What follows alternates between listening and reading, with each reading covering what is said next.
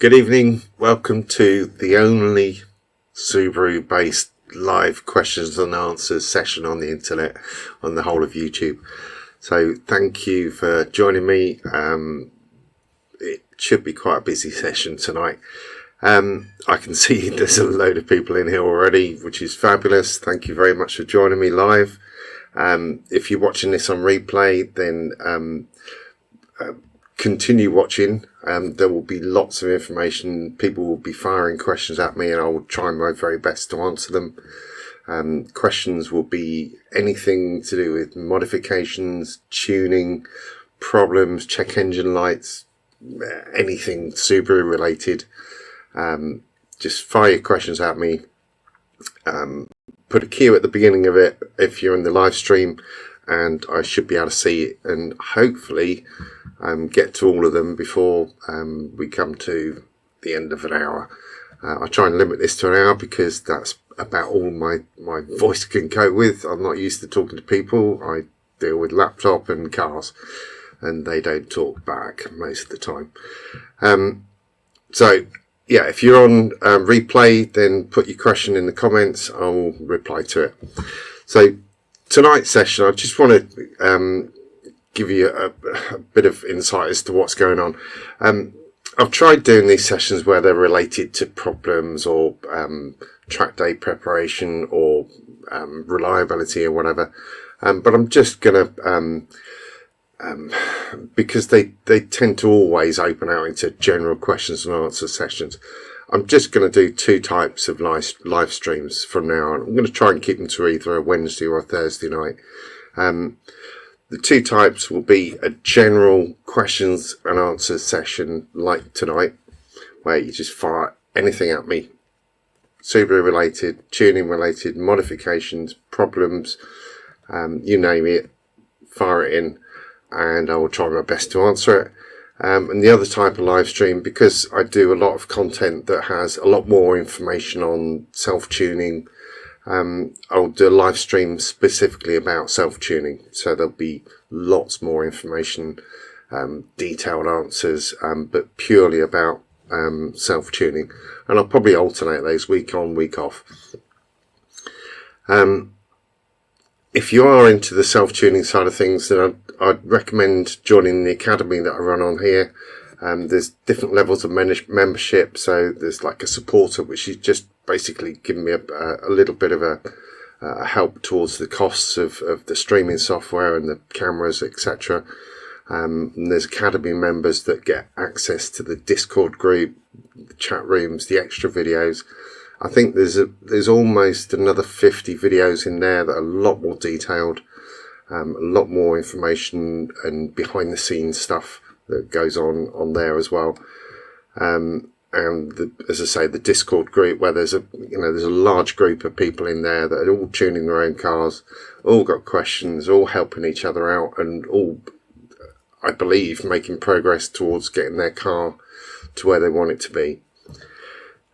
So before I get into answering your questions, just open out a question to you, where you're from, and what you drive. It's really interesting to see where people that are watching the live stream are coming from. It amazes me every week that people are watching this all around the world. So yeah, say where you're from and what you're driving. That'd be cool. Right, so enough of me blurbing away. Let's see whether we got any questions in here. Right. Engine in the fuzzy yet? Yes, the engine went. I put the engine and the gearbox and the new clutch and everything back into the Forester today with the help of John at Triton. It's in there. I haven't turned the key to start it yet because I've mislaid the battery. No idea where I put it, but anyway, I'll get a new battery tomorrow and it'll be running tomorrow morning. Right. Hello from Jordan. Hello. Right. Okay, let me go through these. Victor Gavanio. Hi Victor. Right.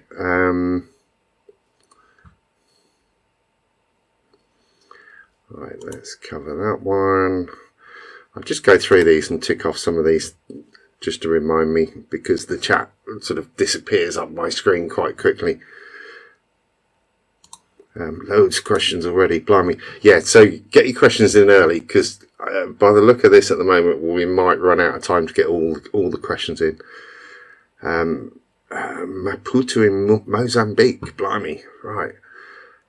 Yeah, lots of new members joining us on the live stream, fabulous. I will get onto the questions in a minute. And lots of new members in the academy as well, which is great. Seeing people all around the world on that, which is fabulous. Right, okay, let's take a question. 474 brake horsepower Hawkeye says, are 11mm ARP head studs a worthwhile upgrade if running under 500 on an EJ20? Yes. If only because they're really easy to put in, really easy to torque up. And they're very strong. You know, they'll cope with 600-700 horsepower on the 11mm ARP head studs. To go above that, most people go down the 14mm head stud routes, but under 500s, the ARPs are really good. It's a good option. If you're doing a head gasket or a rebuild, then yeah, definitely worthwhile.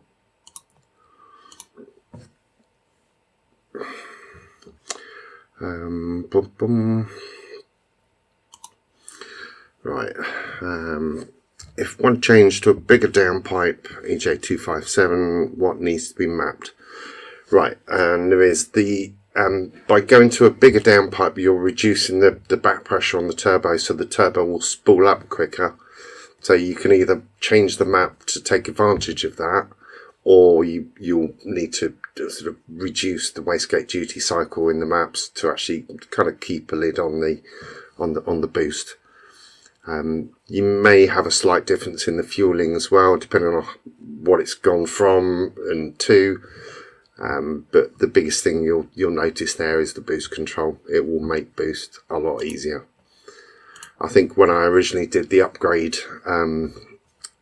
path descriptions on my website, and that must have been sort of 15-16 years ago, putting a DCAT exhaust on a 2.5 WX or STI is you know, it can go wild and very easily overboost.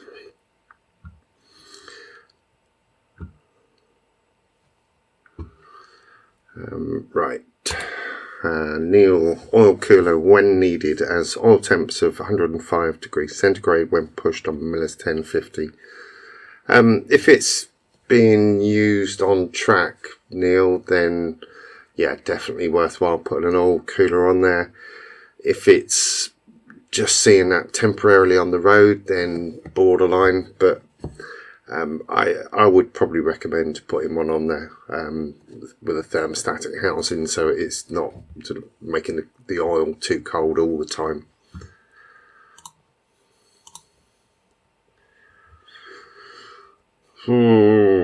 Right. Pat LaRoche. Okay. I have an EJ205, want to give the engine a good maintenance overhaul. What would you do? I presume there's another part to that.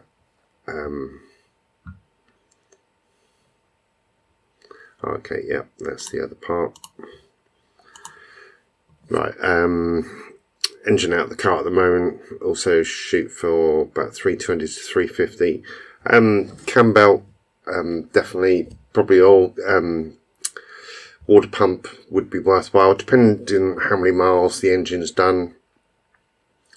And that's probably about it, really. You could change the oil pump while it's out, but obviously, you know, checking for leaks on cam seals, those kind of things. But I'd question why is it out at the moment. And yeah, that'd probably be my question. Why is it out of the car before deciding of things that you need to do?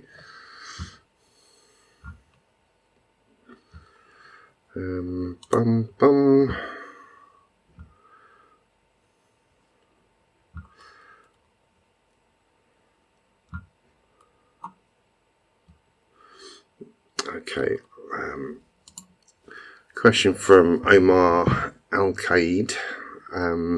When do you recommend changing to speed density?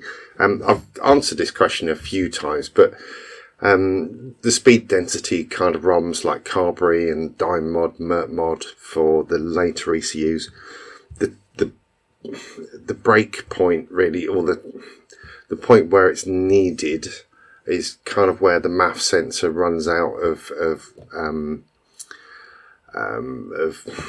accuracy, which, like, if you know what the MAF curve looks like, it's a curve that is exponential. So when it's at the top end of this, around 420 horsepower, the MAF is pretty inaccurate.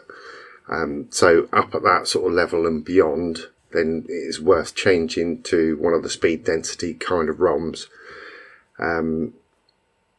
Below that, the only advantage is having things like mild anti-lag and launch control and those sort of things. But until it's above 400 brake, really, there's no need for speed density. But the speed density kind of ROMs, in my opinion, are a much lesser option or solution than an aftermarket ECU. That will always do the job better because it's designed to do the job. Right, how we're doing? Right. Birmingham. Right. SG5 Forester and Bug STI in Mozambique. Nice. Yeah, hi David. Yeah, at work while you're watching, great.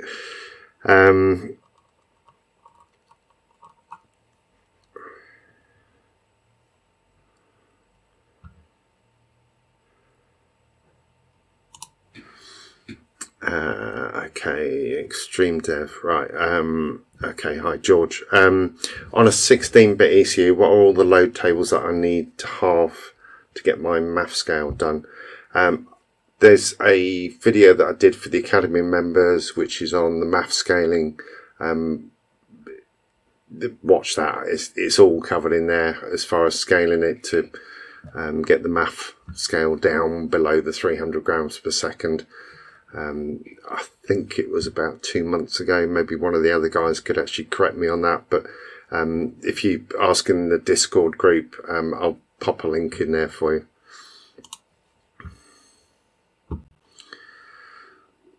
Right, what causes bearing failure and how to prevent it? Old oil, generally crap oil, the wrong grade of oil, not changing things properly. It's generally oil that is your big end bearing failure. There can be other reasons, like if you've got something that is detting continuously, then it can eventually sort of take a whack out of the big end bearings. But old dead oil is your biggest problem. Over revving can have the impact, but oil, that would be a problem.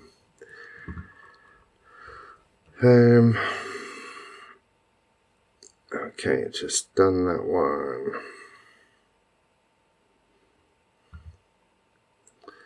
Right. Hamid, is a TD04 turbo a good upgrade, and how much brake horsepower could I get out of it with stock internals, just exhaust change to decat? What was the car? Right.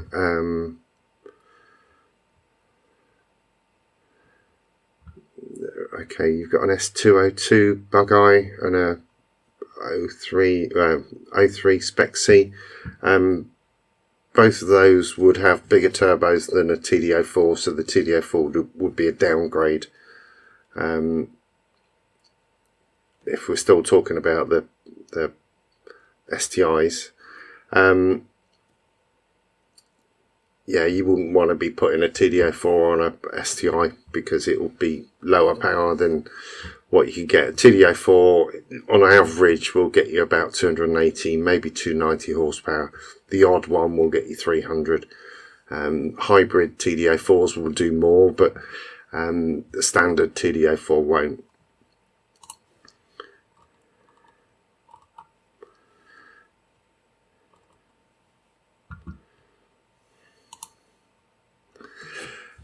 Hi Duncan, have you done much E85 conversions or tuning on Subarus? Widely available in France at the pump. I know it. I was driving through France a couple of weeks ago and saw E85 at the pump. We used to have it at the pump in the UK about 10, no, it must be more than that, 15 years ago. But the eco people decided that it wasn't eco-friendly, which is completely weird. So they withdrew it eventually. But yeah, I ran my time attack car purely on E85. Amazing fuel, great for power, great for tuning. You can take some really big liberties with tuning on E85 because it is almost impossible to get it to det. You can add all the timing you want, and the timing will, you can still add more timing, but the power will actually start coming down before it dets. So it needs to be tuning, or needs to be tuned on a dyno so you can stop at the point where the power is rather than going too far with it. Great fuel. I wish we had it here.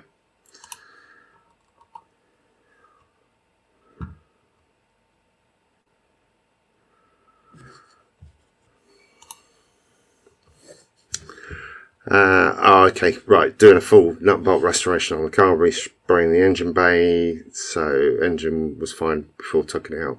Should have do big end bearings and head gaskets. Big end bearings, you're into a huge amount of work to do that. Head gaskets, yeah, it could be worth doing that. Depending on how many miles the engine's done and whether you've had any issues. But if it isn't broken, I would probably, personally, I would leave it. I certainly wouldn't do the big end bearings. Maybe if it's done a lot of miles, put a new oil pump on it. But splitting the block to do big end bearings, you'd have to do mains as well. And if you're doing that, it'd be worthwhile putting a set of rings in it. And before you know it, it would be cheaper to just buy a brand new out of the box short block from Subaru STI short block and do it that way.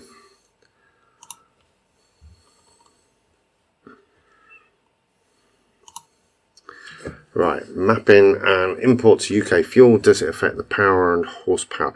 Yeah. Right, I did a video on this, or it must be a year and a bit ago.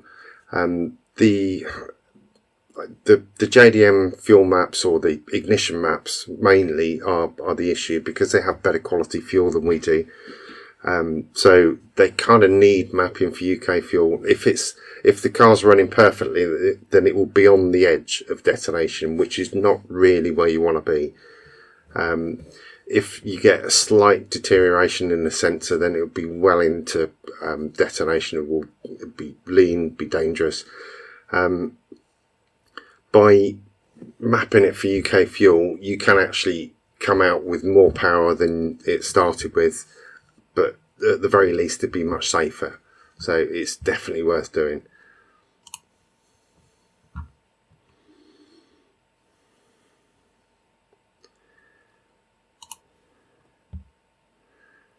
Right, Hamza Shell. I have a GC8 EJ20 with 280 horsepower. Can I get 350 by changing the ECU? Do you recommend an ECU? Depends what year the GC8 is. You could, if it's a version 5, version 6 Impreza GC8, then the standard ECU can be mapped. But just changing it to a different ECU isn't going to do it. It will still need mapping. You can't just bolt in an ECU and plug it in and expect the power to be there and expect it to run right. It will not work. Even if the ECU's been mapped on another car that has got exactly the same modifications, it will not run right until it's mapped. It's a Subaru. They need mapping for everything. They're not like VWs or Audis where, you know, you've got wideband fueling and lots of closed loop stuff. Subarus haven't. You know, it's why they can punish you if you make modifications and don't set it up properly.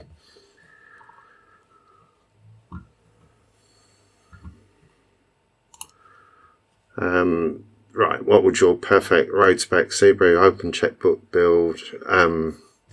We had this discussion in the academy a few weeks back, and Kyle and I would both go with a I think his choice was an RA. I would go with a Hawkeye RAR, decat and a map, and it's done. That is for me the perfect road car.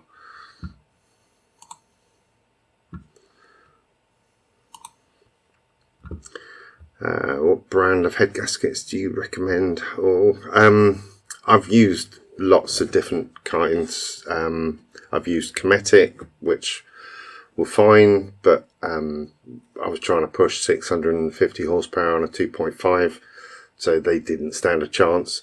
I've used Roger Clark's, they've been fine. I've used Fuji's, and they've been fine as well. If you're fitting them correctly and you got, you know, nice ARP head studs, then there's no reason for it to fail, unless it's a 2.5 where the block wiggles around and the whole thing kind of frets away at the gasket eventually. On a 2.5, the whole block hasn't got enough meat on it, so it just wiggles, and that will do the head gasket in the long run.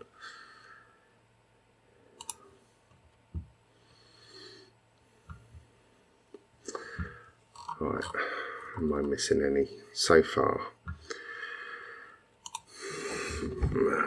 Right, in the pursuit of power, is a 2 litre bored to 2.3 more powerful than a 2.5 oversized?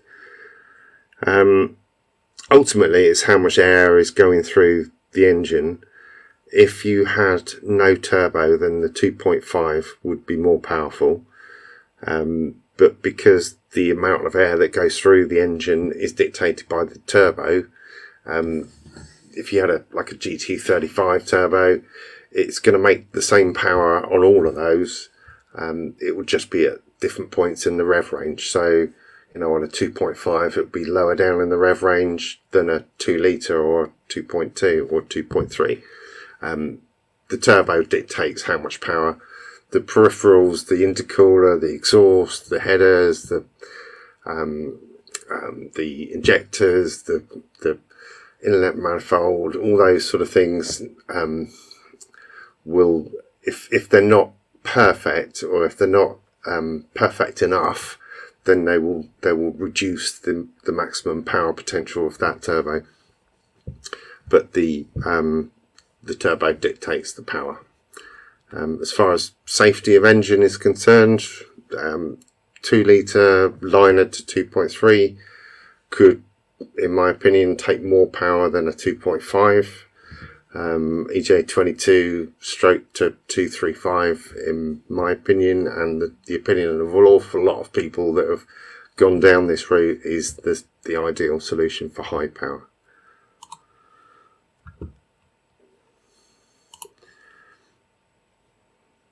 Okay, so Mohammed, your S202 bug eye is going to have a VF turbo on it. The Spec C is going to have a VF, what would that be? 37, I think, probably, or 36.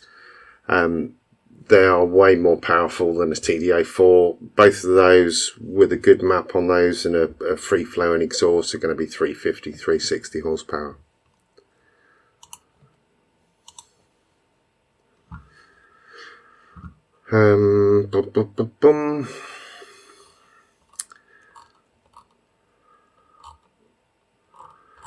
Right, where are we? Where are we up to?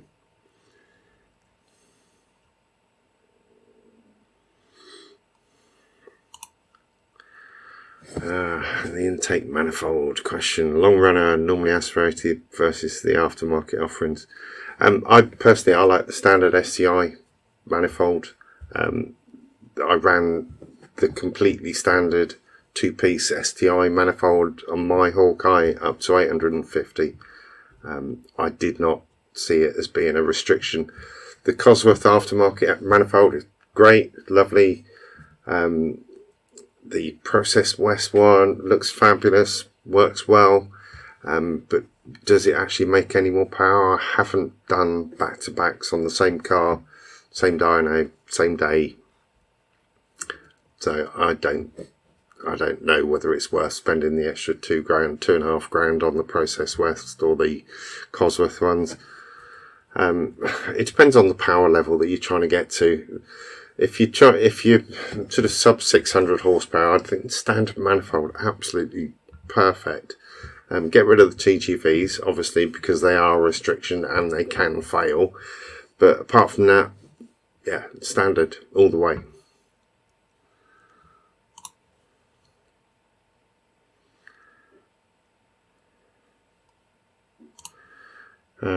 Okay, Victor, what kind of horsepower numbers from a VF30, 20G TD05. Right, a VF30 is about 340 horsepower in my experience, 340, 350 maybe tops. 20G TD05, if it's a good one it'll do 420, if it's an average one about 380. A poor one would be, a cheap Chinese eBay jobby, will do a week before it shits itself. On a EJ207 with the VVT heads, yeah, it's a good option.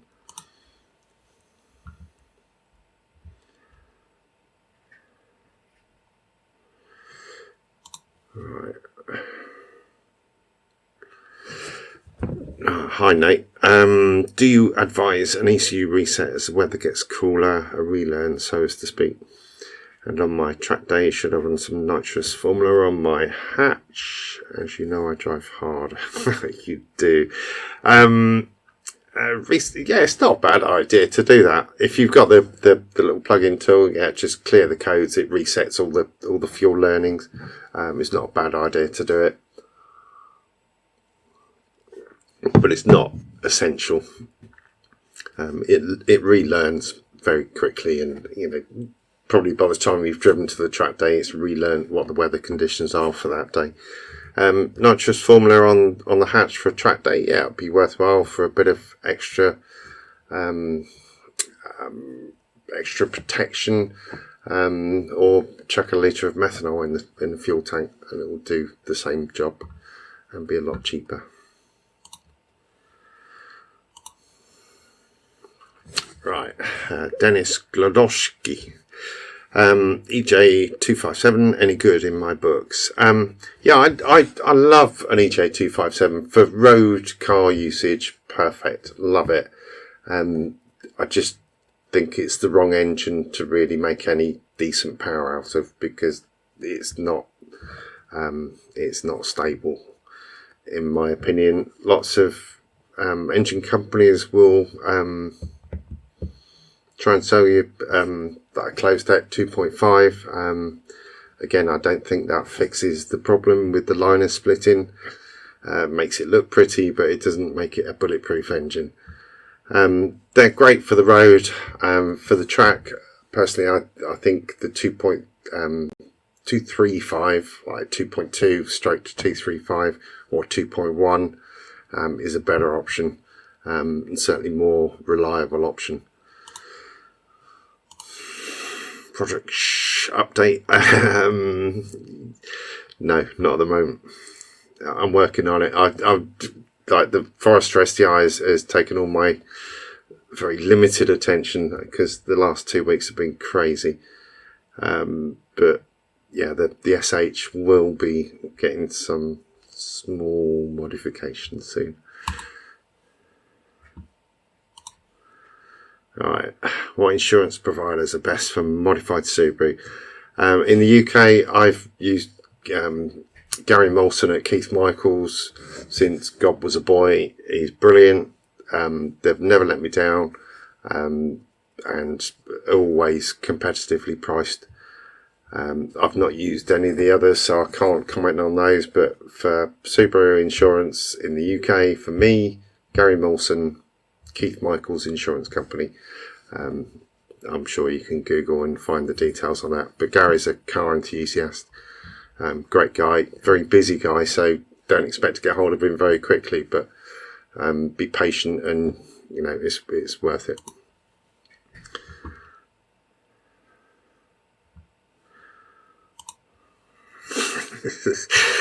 I am very well, thanks, Jack.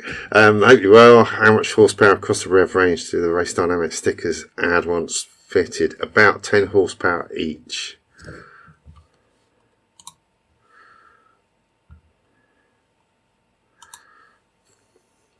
Right, Cruz Thomas. Is the EJ235 worth it? Yes, it's worth it. Would it be better than any of the other EJ setups? Yes, unequivocally. It is the perfect engine. If you want to make power out of a Subaru and you want it to be reliable, EJ22T block with 2.5 crank rods and sort of stroker pistons in there, and it's the perfect engine. Reliable, but they're really expensive, but it is worth it.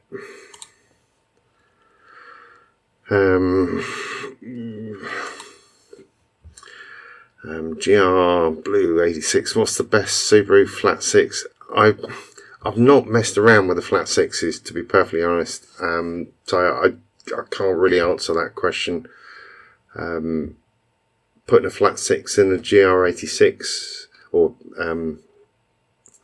yeah, it'll be an interesting thing to do. I think you would struggle for room for the rear coil packs, but it will be a nice option.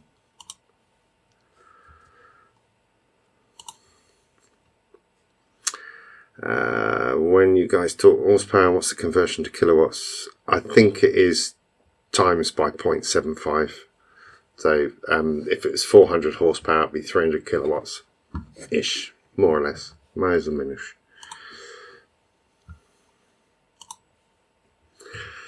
Right, is the Garrett GTX 3076 good turbo for 235 setup? Yeah, this the good is that a good turbo?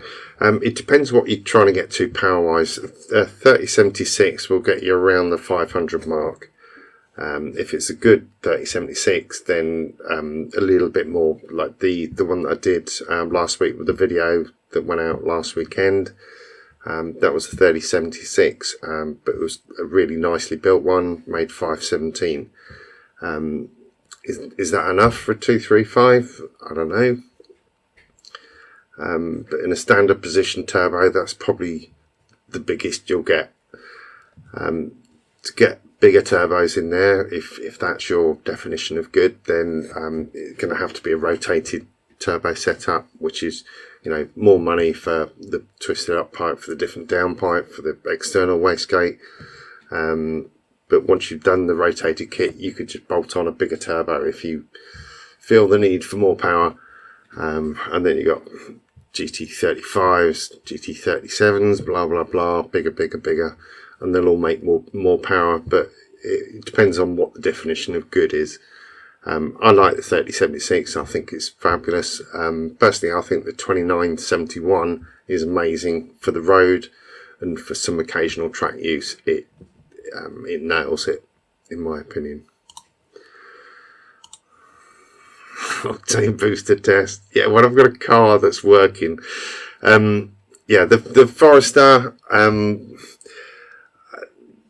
The Forester STI engine's back in. I'll be running it in next week, and it will go back on the dyno. It won't be octane boost test time at that point, but if someone wants to volunteer their car to bring it down for a day, and we can map it and try different octane boosters and see what it works out like, then by all means get in contact with me.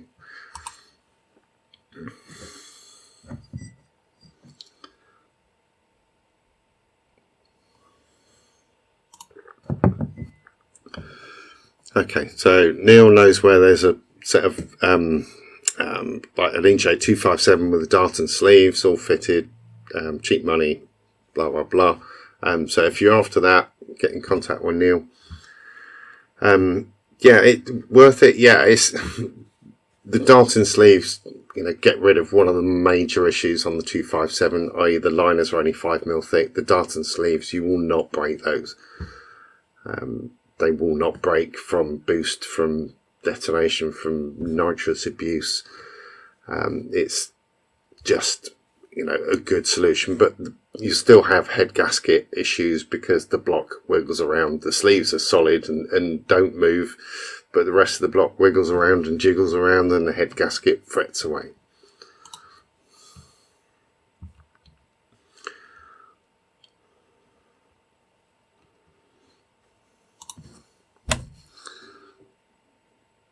Right, I have all the parts ready for a power lateral twin scroll MD321T.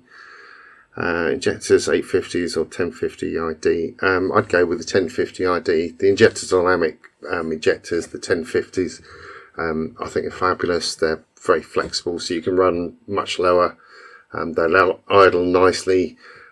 Just one tip on those: don't get the loom adapters for them. Get the pins and the plugs and cut off the old injector plugs and properly crimp them on, because the loom adapters, I've had lots of issues with those from various places.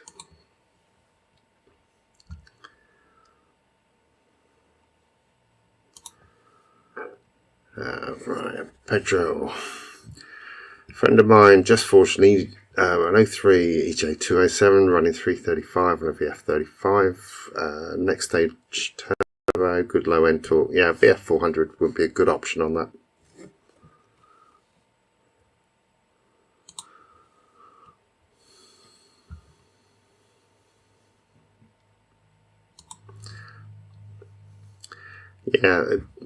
Yeah, it did. 6 cylinders is cheating.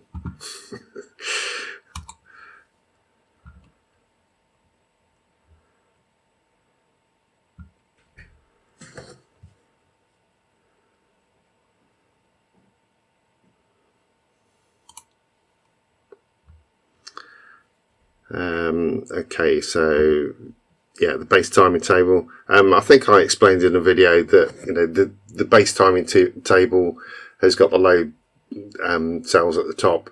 Do the same load cells for the advanced ignition table. By all means, do the same load cells for the fuel tables. But it's less critical for the fuel tables. It's the ignition timing and the base timing and the advanced timing.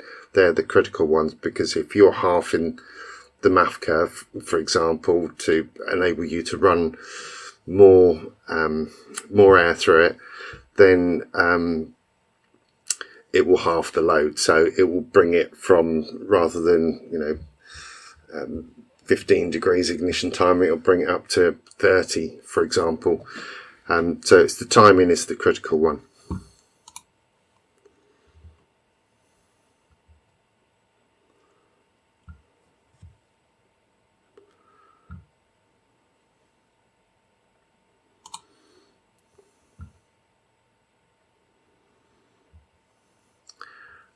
Yes, I think I said to you in the email originally that interesting looking at what he'd done. But yes, that probably is why he did what he did.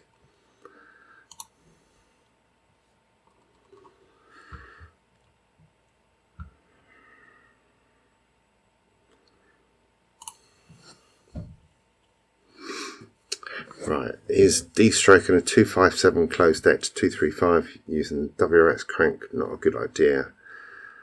The advantage of the 2.5 is you've got a bigger cylinder, you've got better torque. The disadvantage is it's fragile from the liner's point of view. So if you're de-stroking a 2.5, you've still got the downside of the block itself and the liners being weak, but you haven't got any of the upside. So I really don't see any point in doing that. it would be a massively over square engine. 2.0 or 2.2 would be a much stronger option for power. I wouldn't recommend doing the D-stroke 2.5.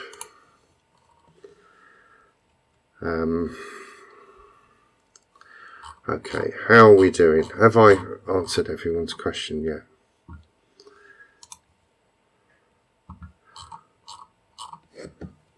How we do? Oh, we're doing all right time-wise. Come on, fire the questions in, guys. I think.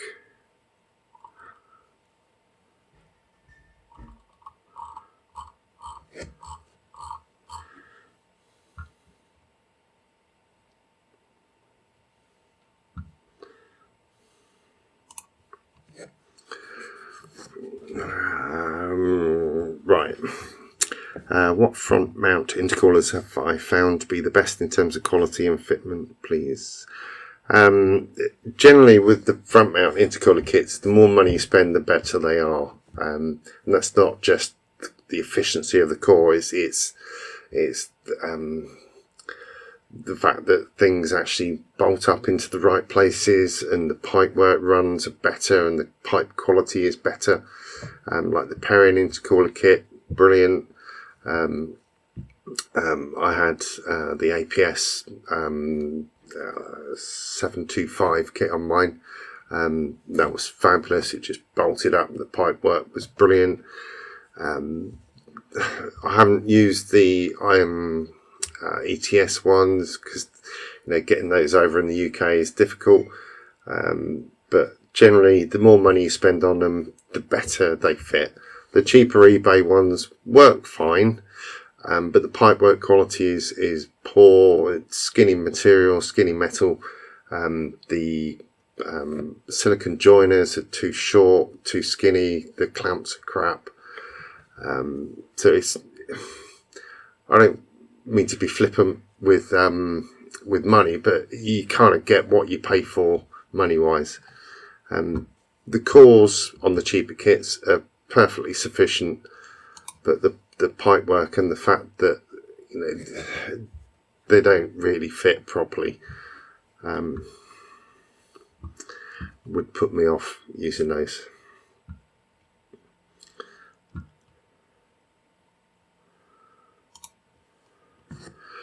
Right, Dav McCann, going from stock catted to an aftermarket downpipe, or what exactly has changed in the tune? Pretty much everything. Fueling will be different because the air coming out of the engine is easier. It's coming out easier, so it would tend to run slightly leaner. On the boost control will be way different because the turbo will make boost a lot easier. So you need to control the wastegate duty cycle for the boost control. Maybe you could run more boost because there is less back pressure on the engine. The air coming out of the engine is less restricted, so you get more air going in there. You might find that ignition timing table. Well, you will find that ignition timing tables will be completely different as well. Pretty much every element of the tune would be different.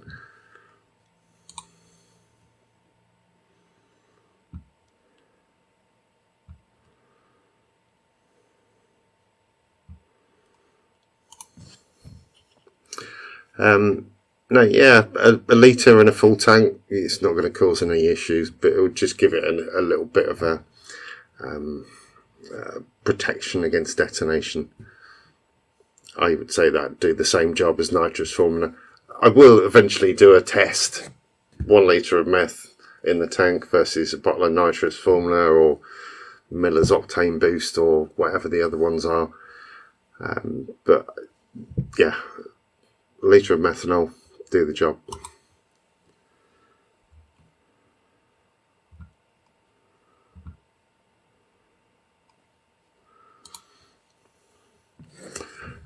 Been asked a few questions up in Scotland about mappers. Yeah, Andy's retired now, I think. But you have a lack of them. Yes, you do. Would I consider a trip up north of the border sometime? Yeah, no problem. It's just a very, very long drive for me, so it would need to be kind of worth it from numbers point of view to sort of make 2 or 3 days out of it. Not a problem though.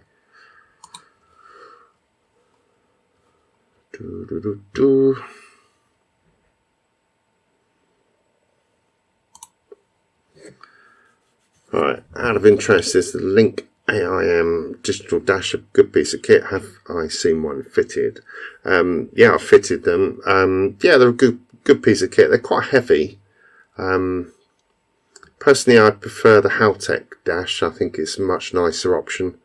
The Haltech software for the dash configuration, I think, is better. Certainly more user-friendly.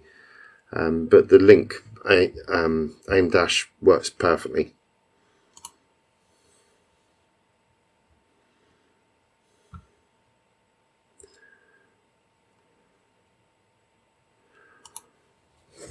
Hi Joe. Do you think this mufflers can cause back pressure? Brand baller. I have no idea. Can you email me the link and I'll have a look at it and let you know. I don't recognise it. Right, am I going to call this a day a little bit early and then I can go and have a glass of something other than water? Or is someone going to ask me another question?